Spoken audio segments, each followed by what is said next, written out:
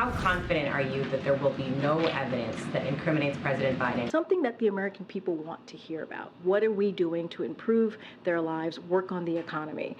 And these are real issues, real priorities. Is Vice President Kamala Harris the best running mate for this president? He thinks so, and that's what matters. Do you think she is the best running mate, though? She's the Vice President of the United States. So when people say to me, well, why isn't she doing this or that? I said, because she's the Vice President.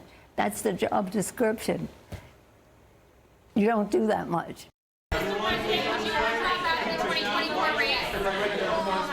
President, so much, everybody. Thank you so much. All that in the last 24 hours and more. The White House trying to project confidence amid growing concerns over the president's age and his electability. And those worries appear to be gaining traction in the mainstream media. Karl Rove here to analyze. And Karl, good morning to you. Got a few questions I know you have about Hunter Biden and the president pushing back for the media to look at Republicans with this memo. It's time for the media to do more to scrutinize House Republicans. Let's get to that in a moment here. What do you make of the past 24 hours with the calls from the left for Joe Biden to not seek a second term? Well, look, we've seen a plethora of polls that have indicated that basically 3 out of every 4 Americans think he's too old to run again, including a substantial number of Democrats, and 2 out of every 3 Americans think he is mentally not up to the job, as one recent poll had it. So this has been a growing concern. I've been talking about this for a while. I was last August, I went on Jesse Waters and said, I don't think he's going to end up being the Democratic nominee because this is only going to grow. And time is not his friend. He is not going to get better. We're going to have more instances like the Hanoi News Conference, which was horrifying in the months ahead because he's getting older and not stronger. But I think also, Karl, it is just remarkable that those calls for him to step aside are now coming from people like David Ignatius. But it's interesting, apparently Right. Hillary Clinton this morning says she's all in on Biden. So now that you have a split amongst the Democratic establishment.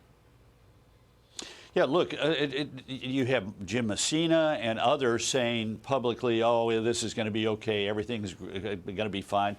But it's not going to be fine. Again, think about that. 2 out of every 3 Americans say he's mentally not up to the job. 3 out of every 4 say he's too old already, and he's going to get older. He's going to turn 81 later this year. He'll be nearly 82 by the time of the 2024 election. People are not going to wake up and say, you know what, he's showing a lot more pep. He's being a lot more focused, a lot more disciplined, a lot sharper. Boy, I feel much better about it than I did 6 months ago. This is a decline, and once you get in a period of physical decline, it's hard to reverse it. Okay, topic 2. This is the memo that went out to media organizations. It's time for the media to do more to scrutinize House Republicans. So the effort is now underway for this impeachment inquiry. We'll see where it goes. We'll see how long it takes.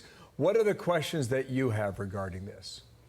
Well, first of all, I thought this was extraordinary. It's like maybe you say those things in private over cocktails in some Georgetown bar to some friend in the media, but to send out a memo saying you in the media need to go over and scrutinize the Republicans, that just is over the top, and it's not going to help the credibility of the White House or the credibility of the media. And I bet you there are a lot of people, even in the media of the left of center, who say, you know what, I'm not going to be dictated to by that. By the White House. And they said, deal with the lies. What kind of lies? The millions of dollars that Hunter Biden got from foreign entities, his work in Ukraine and China, is that a lie? We know that he got $11 million between 2015 and 2018 alone from that kind of work. His trips on Air Force Two and his having meetings with clients and potential clients and having his dad drop into him when he was vice president.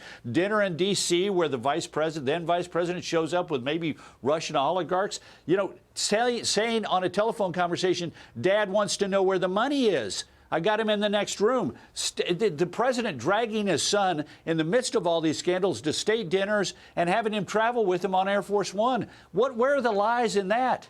But what gets me is this.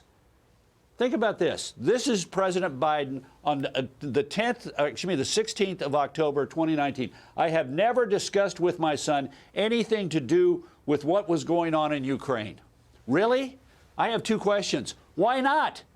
You were the vice president of the United States in charge of the U.S. policy to encourage Ukraine to crack down on corruption. And your son is on the board of a corrupt Ukrainian company. Why didn't you talk to him? And more importantly, did anybody in the Obama White House raise the issue of Hunter Biden being on the board of Burisma and the problems that this created, the problems of which were printed on the front page of the New York Times when Biden went over to Ukraine? What is your son doing, these anti-corruption activists said in Ukraine, on the board of a corrupt company? Did President Obama ever raise the issue with his vice president? Did Susan Rice, the national security advisor, ever raise the issue? We've never had an answer. We've never had these questions asked and answered. And it would be interesting to find out if the Obama White House turned a blind eye to Hunter Biden's corruption by being on the board of Burisma. Well, all questions, legitimate ones that we'll wait to see whether we get answers. Yeah. If ever. I like it when you can wind Karl up and then let him go. 'Tis early. Great to have you. Thank you so much, Thank Karl. you, Karl. Nice Thanks to for see having you. me. You bet. You bet. I'm Steve Ducey. I'm Brian Kilmeade. And I'm Ainsley Earhart. And click here to subscribe to the Fox News YouTube page to catch our hottest interviews and most compelling analysis.